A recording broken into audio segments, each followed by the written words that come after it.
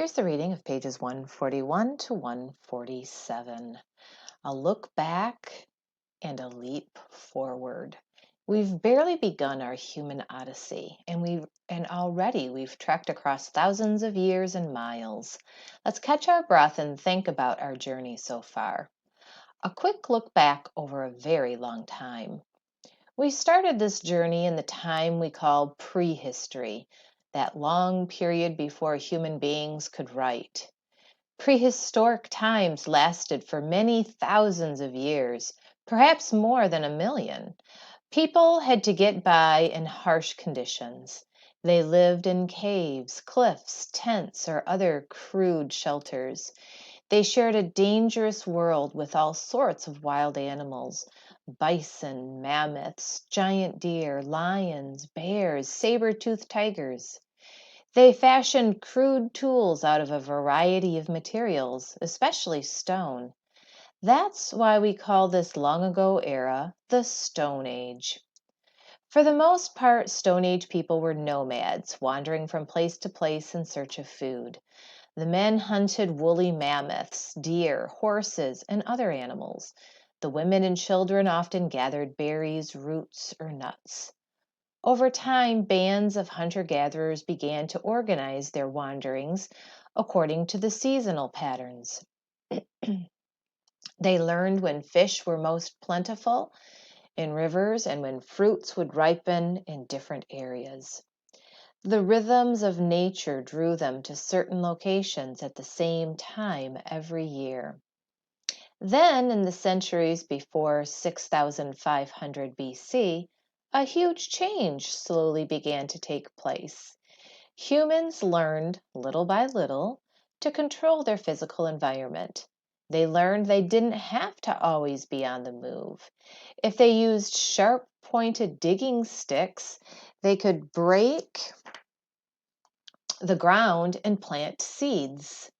And let's go back here and take a look at some of the pictures of things, different artifacts, an Egyptian um,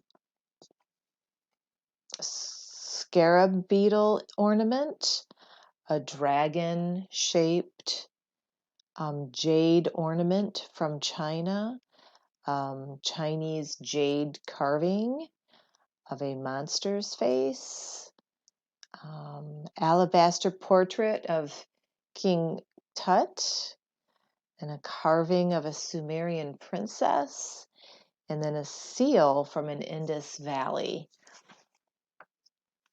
Okay. If they channeled water and had good luck, they could harvest life-giving grain at season's end. An agricultural revolution was underway. As groups of people began to settle down to grow food, they discovered that they could tame some wild animals and keep them in herds. Domestication of animals increased people's odds of survival a bit more.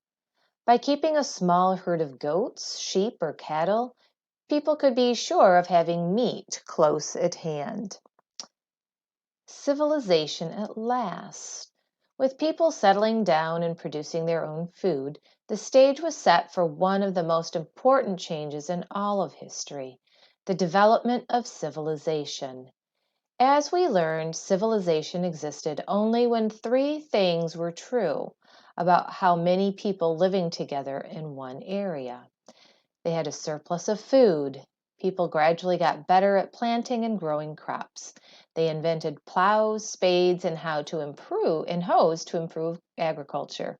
With such advances, farmers could grow more food than their own families could eat. And then the second thing, they had a division of labor. Because there was a surplus of food, some men and women were free to do other special jobs. They could dig canals, make pots, or build houses. Everyone did something important, but not everyone had to do the same thing. And then third, they built cities. With more and more people living closer together to be near crops or herds of animals, first villages and then cities began to appear. And with the building of cities, we can truly say that civilization had begun. Remember, the English word civilization comes from the Latin civitas, which means city. We saw that civilization emerged in 4 scattered river valleys. Sumer came first more than 5,000 years ago along the banks of the Tigris and Euphrates rivers in the region known as Mesopotamia. In Egypt, civilization developed along the Nile River. The Indus Valley civilization grew along the Indus River. In China, civilization prospered along the Yellow and Yangtze rivers. Why were those areas such good places for the first civilizations to begin? A big part of the answer lies with the rivers. Their annual flooding brought water and rich soil that people could use to grow their crops. Farmers used floods for irrigation by building canals, levees, or catchment basins. Irrigation increased the surplus of food. The rivers provided drinking water for both people and domesticated animals, and in time, the rivers became excellent avenues of trade. So it makes sense that the first cities grew near these life-giving rivers. But could civilization develop in lands without rivers that flooded once a year? Could it spread from those 4 river cradles to other parts of the world? That's the next leap forward in our human odyssey. Civilization on the move, spreading to rain-watered lands. Even before civilizations developed in the river valleys of Mesopotamia, Egypt, India, and China, people were growing crops in other areas. Most early agriculture took place in rain-watered lands, that is, lands that had enough regular rainfall to grow crops without the use of irrigation. Rain-watered agriculture, like irrigated agriculture, could produce a surplus necessary for civilization to develop. Yet civilization did not emerge first in rainwater lands. That's because producing food with irrigation was more dependable than simply relying on rain. People of the river valleys could usually count on their rivers to flood. They could count on the yearly deposits of rich soil, and they could store water for use during the hot, dry seasons. People who depended on rain falling from the sky had less certain harvests. Cities were more likely to flourish in river valleys too, since people gathered along the rivers. In rain-watered lands, people were more spread out. That made it harder to divide the labor and more difficult to take on building projects that required lots of people. Still, we know that by the end of the 3rd millennium BC, civilization was slowly spreading from the river valleys of Mesopotamia, Egypt, India, and China into rain-watered lands. How did this happen? Civilization spread partly through trade and travel. As merchants and traders journeyed through different lands, they carried ideas from place to place. They carried building techniques and systems of writing. Warfare played an important role too. The use of the horse and the horse-drawn chariot spread through warfare. By the end of the 3rd millennium BC, conquerors began using armies to take over people in rain-watered lands. The new rulers often forced farmers to produce a surplus, which could be used to feed other workers. The rulers then ordered those workers to build cities and tackle other big projects. Through trade, travel, and warfare, the fruits of civilization slowly spread. And as the centuries passed, whole new empires rose and fell. A people called the Minoans developed a civilization on the island of Crete in what is now southern Greece. Minoan civilization reached its peak around 1600 BC. By 1350 BC, the Hittites had built a civilization in Asia Minor. They controlled most of the land between the Mediterranean and the Black Seas. So there's the Hittites and there's the Minoan.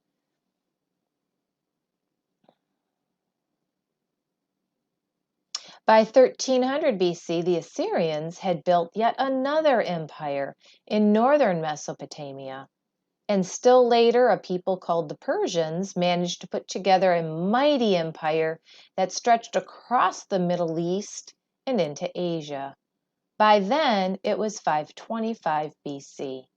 And so it went. Civilization had come a long way in 3,000 years, from its beginnings along a few river valleys.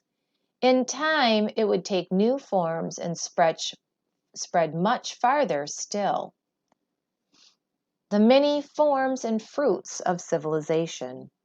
We've seen that early civilizations took different forms and bore different fruits. In ancient Sumer, people built the huge temples called ziggurats, while in Egypt they erected monumental pyramids. In India, farmers cultivated cotton, while the Chinese unraveled the secret of silk. Each civilization had its own distinct culture, but they usually shared some important characteristics.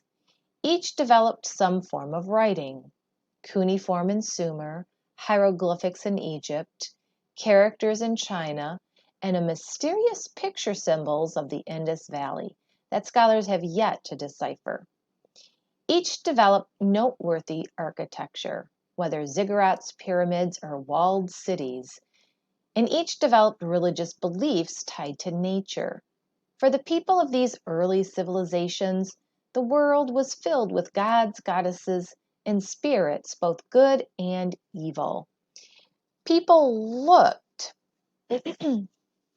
to their gods for explanations and protection. Government was another fruit of the first civilizations. Powerful kings organized workers, divided the labor, and directed big projects. They told the workers when to plant or harvest and where to dig canals. The rulers, priests, and scribes oversaw the building of Egyptian pyramids, the planting of Chinese mulberry groves, and the construction of the streets and sewer system in Mohenjo-Daro.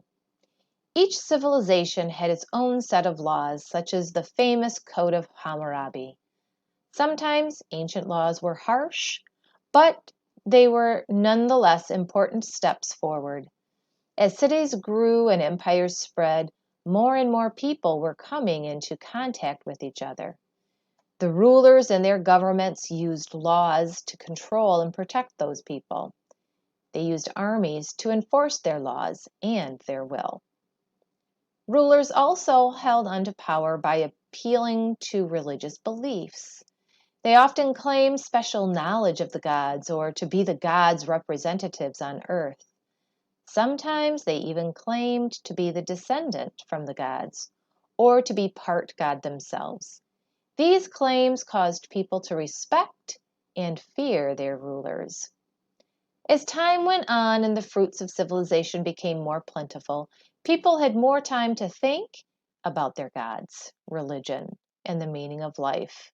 They thought about right and wrong, about people's actions, and the way they should live. Ideas are among the most important fruits of any civilization. In the next part of this book, we'll follow the human odyssey further and see the emergence of ideas that have guided the lives of billions of people from ancient times to this very day. And then here is the timeline showing from 10,000 BC and the last major ice age, and then 7,000 where humans started farming, and then the Sumerians, and then like 3,300, the Sumerians have city-states and cuneiform. Around 300, Egypt is starting to build pyramids, their hieroglyphic system of writing. The pyramids are finished in 2575. The Indus Valley civilizations around 2500 starts emerging. Sargon of Sumer, okay, the Sumerians. Okay, Sargon is here. So Egypt and the Indus Valley are going same time as Sargon is ruling in Sumer. Chinese civilization develops around 2000 BC. Hammurabi, back in Sumer, Hammurabi of the city of Babylon, puts his code of law in effect around 1700. The Shang dynasty in China is beginning to rule in 1700. So, many of these civilizations are going on at the same time. Here's in Egypt, Queen Hatshepsut builds her temple. King Tut around 1360. Ramses of Egypt builds his temples at Abu Simbel. And then Babylon reaches its height as King Nebuchadnezzar. Okay, that's in 580. So all of these civilizations are going on at some time at the same time. And that's the end of the reading of pages 141 to 147.